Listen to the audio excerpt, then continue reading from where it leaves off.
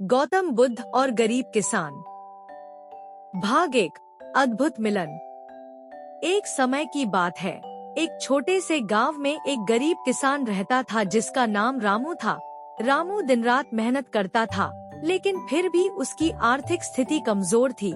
उसकी फसलें अक्सर बर्बाद हो जाती थी और वह निराश हो जाता था। एक दिन वह अपनी परेशानियों से तंग आकर जंगल की ओर चला गया। उसने सोचा कि कुछ समय के लिए अकेले रहकर उसे शांति मिलेगी। जंगल में चलते चलते रामू एक बड़े पेड़ के नीचे बैठ गया और अपनी किस्मत को कोसने लगा। उसी समय वहाँ से गौतम बुद्ध गुजर रहे थे। उन्होंने रामू की हालत देखी और उसके पास आकर पूछा, तुम इतने दुखी क्यों हो मेरे मित्र?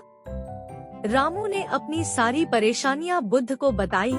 बुद्ध ने उसकी बातें ध्यान से सुनी और कहा, तुम्हारी समस्याओं का हल है, लेकिन उसके लिए तुम्हें धैर्य और विश्वास की आवश्यकता है।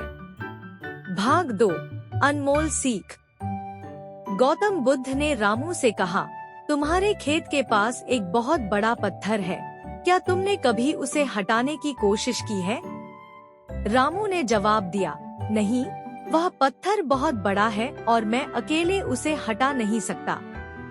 बुद्ध ने मुस्कुराते हुए कहा, यदि तुम अपने गांव के लोगों की मदद लेकर उस पत्थर को हटा दोगे, तो तुम्हें वहां कुछ अनमोल मिल सकता है।